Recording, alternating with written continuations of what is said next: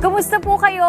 Dito sa Usapang Wow, talakayin natin ang mga paksa na may kaugnayan sa wellness and well-being, partikular na ang mga usapin sa ating mental health. Makakasama po natin ang multi-awarded life coach ng bayan na si Coach Mike. Magandang umaga, Coach Mike. Magandang umaga, Leslie. Good morning.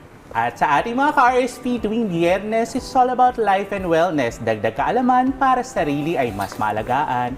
Ako po si Coach Mike Celis. Ayan, eto ha. Mukhang hindi pa nabago.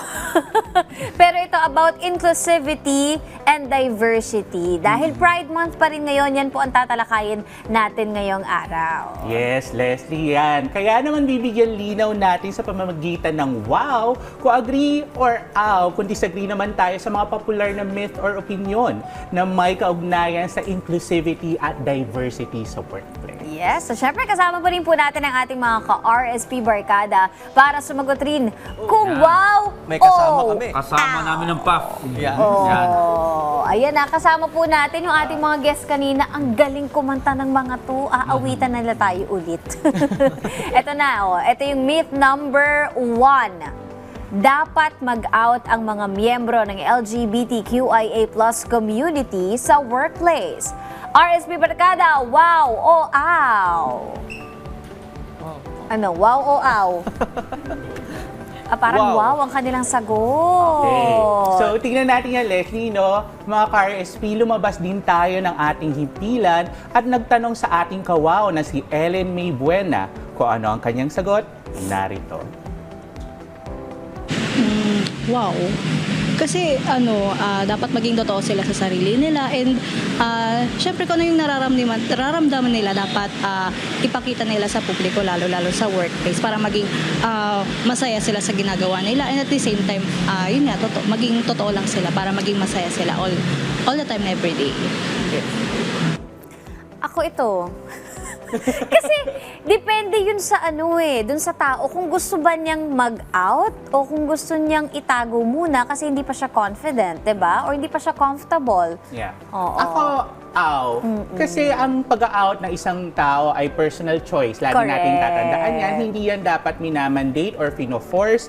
It happens when the person is ready. So right ngayon, whether itago niya or hindi, may kaakibat na responsibility yon, and it's for the person to decide, not everyone else around him. Correct. Saka at the end of the day, wala na maambagang gender sa trabaho. Tama!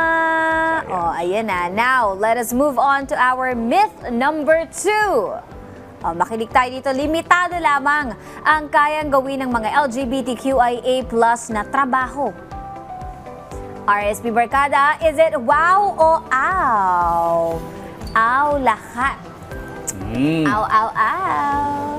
At narito naman ang sagot ng ating kawaw na si Oliver Simini. Tingnan natin. Kasi nakadepende pa rin naman po yan sa kung anong kaya natin gawin, di ba? Kahit na anong kasarian meron tayo or kahit nasaan tayo ng buhay. Ayun nga. It's an ow for me. Parang ow for everybody. Oo. Out to. Kasi sa totoo lang maraming mga miyembro na LGBTQIA+ community ang nag-e-excel sa iba't ibang mga industriya, di ba? Again, walang kinalaman ang gender sa success or galing ng isang tao. Tama. So dapat we should look beyond it and focus on ano nga ba ang maiaambag ng taong to. Oo, kasi minsan 'di ba nauuna yung discrimination. Ay, pag ganito, ganyan. May mga Dapat hindi stereotyping. ganun. Oo, wag ganun. Ito naman, pakinggan naman po natin ang opinyon ng miyembro ng PAF.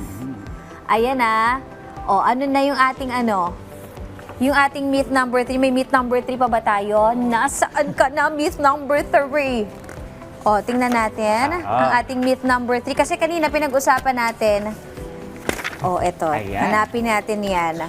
Makakatulong ng malaki sa isang kumpanya ang pagiging open sa pag-hire ng mga miyembro ng LGBTQIA+ community. RSP Barkada and our Air Force. Wow. Okay, wow. Wow. Okay. Wow na wow. At narito naman ang sagot ng ating kawaw na si Crisanto Severo. Tingnan natin.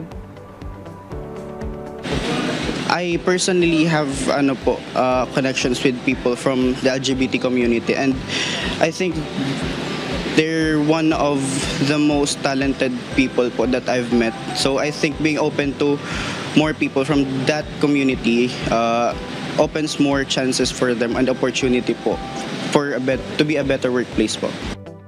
Uy, totoo yan. Wow din ako, syempre. Ako din. Wow na wow, Oo. ganon. Inclusivity and diversity, napakahalaga nito, no? Because every one of us, meron tayong maiaambag, Tama. di ba? Sa trabaho. So, dapat, the more inclusive a company is, mas maganda sa imahe nito. Exactly. At mas marami ang susuporta dito dahil nakikita nila na hindi ito bias, di ba? At lahat nabibigyan ng equal opportunities. Lahat welcome. Oo, Exactly. regardless of their gender. Ito, follow-up question na lang, Coach Mike, no? Ano ba dapat yung mga tatandaan natin as we celebrate, ito, yung inclusivity and diversity sa ating LGBTQIA+. Ayan. So, dapat lagi natin tatandaan, no, para sa mga listeners and viewers natin, na everyone deserves to be heard, seen, felt, and celebrated. And ngayong Pride Month, let us not be defined by our gender and allow ourselves to take up space simply because we deserve it. Yes, well, maraming salamat, multi-award and life coach ng bayan, Coach Mike Celis. At sa ating mga ka-RSP and syempre sa participation ng ating Air Force, thank you so much. Lagi po nating tatandaan na laging gawing wow ang ating buhay. Pag may aw, huwag baliwalain dahil our wellness and well-being, especially our mental health, matter.